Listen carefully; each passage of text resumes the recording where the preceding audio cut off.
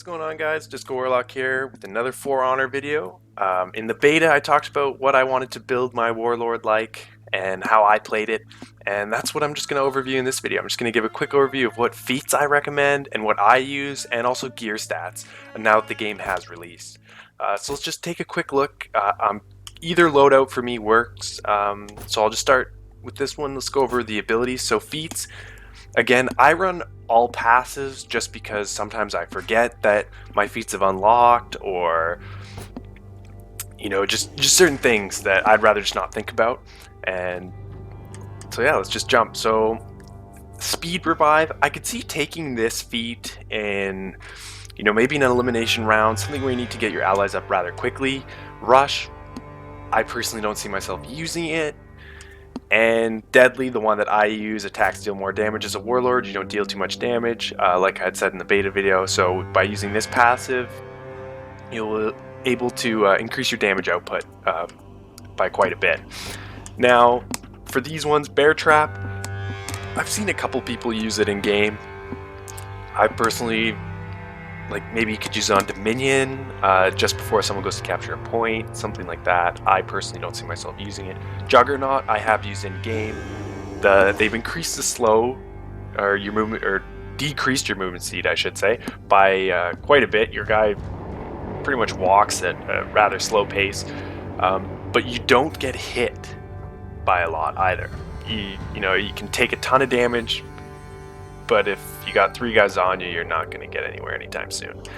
So again, I just run Flesh Wound, which gives you a good moderate damage reduction. Most guys heavy attacks, instead of dealing 2 or 3 bars worth of health, it might only do 1.5, that kind of stuff. We go down here, Punch Through. This is how I kill people while they're still blocked. If you'd seen my highlight video, it's really good. It's kind of also cheesing, a lot of people are sitting there, they got their block right, they're like, oh, what's he gonna do? Heavy attack, boom, dead. All right, thanks for coming out, bud. Some people think it's cheap, but there are more than one class, or more than one hero that does get this feat, and in my opinion, I think it's one of the better ones. Tough as Nails is another one that is really good when it raises your max health. You go from, I believe, for the Warlord, you have around 8 bars in the game, and when you use Tough as Nails, you get 10 bars of health. So it's quite a bit. Fury, I used it when I had it, and don't really have a use of it other than that. You might be able to use in Dominion, something where you just need to increase your run speed and attack and damage, or attack and defense, sorry. But Punch Through and Tough as Nails would be my choices. I'm personally going to stick with Punch Through.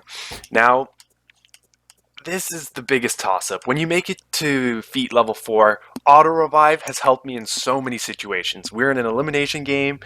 It's 2-on-2. I get killed because I had low health going into the combat. I'm down. Now it's a 2-on-1. My teammate's getting blasted in the corner. I get Auto Revive thanks to this. Jump up, kill the one guy, then it becomes another 2-on-1. We kill, we win the game. I've had a few scenarios like that where this has really come in handy. But if you're having a bad match and you don't reach feat 4, it is kind of pointless. But then I guess also regenerate, because if you're not even going to get it, then you're not going to notice it, right? Now, regenerate works kind of like how you were healing on a point in Dominion. If you go on your own captured point, either points A or C, depending on the map, you regen, I don't want to say a lot out of combat, but it is noticeable. You do regen your health. It is a toss-up. If you feel like you're making to feat 4 a lot and you're not dying, take regenerate. Maybe if you're playing Dominion, you just want regenerate, because Auto Revive in Dominion, your respawn is only 12 seconds, which isn't that long. Half the time, a teammate's there to revive you anyways. But between the 3, depending on your game mode, Auto Revive or Regenerate are the way to go. Fire Flask. In the campaign, you use this a lot just to burn things, burn buildings, burn units, get guys on fire, right? It's just one of the things that they've added in there. I don't really see it being used in a match, so in my opinion, you're going to stick with one of those two. Now let's jump onto the gear stats. Blade, attack increase. That's my go-to. If you want to be a defensive Warlord, one who really focuses on counterattacks, then that's definitely the way to go if you want your defensive one. And also stamina cost reduction. I find I sometimes run out of stamina just because I'm counterattacking a lot and using heavy attacks in the process. So this could be something that I need to look into. Maybe when I get a new blade, I'll be able to test that out for you guys. But right now, attack on the blade. For the hilt, because if you're running passives, you don't need feat cooldown. But you're going to want to get your revenge gain by defense and revenge mode defense up. Unfortunately, the only trade-off for this hilt is if I'm going to get revenge gain by defense, I can't get any mode defense. While this one, as you see, it lessens a 2, and I'm sure if I level up more, the revenge mode defense will also increase, but at the same time, lowering that of my revenge gain by defense. Now, if we look at shields, throw distance is a must for Vikings. This is your disrespect right here. You're throwing guys off cliffs, off ledges, off anything that they can be thrown off possible. You're just going to spam that X button, you're going to throw them. You're going to want the max distance you can get, which is why when I run my shield, I'm running the throw distance. Unless, like I said, you're playing a defensive one and you want to gain your revenge, you want to be able to 2v1 guys. Not saying that you can't 2v1 guys when they're on a ledge and you just toss them both off. But there is this option as well. Still, I'm sticking with the throw distance. For helmets, I went with revenge mode duration just because there are times when you can get swarmed, so you're going to want to be able to hold out for quite a little while there. Revenge means you get unlimited stamina and a little defense over your health bar, so that will be taken down first before your actual health. And you know, the longer that duration is, the more disgrace you can pump out. Now, if we go to the chest, I either go block damage or execution health regen. Like I said, this depends on the game mode. If I'm running elimination or brawl or duel, I want my health regen for execution the most because that's your main way of healing, at least at the end of combat.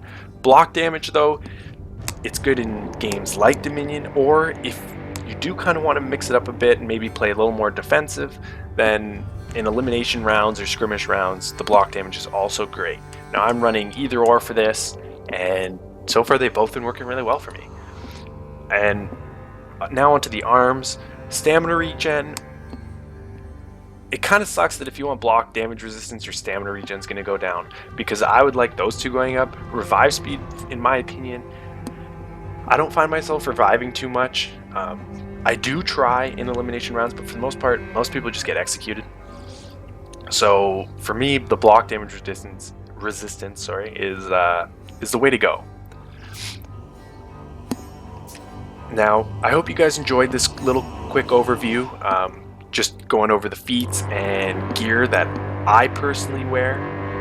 And you know, if you guys found this video helpful, throw a like. If you enjoy my videos overall, subscribe, and stay tuned for my upcoming videos. Thanks, guys.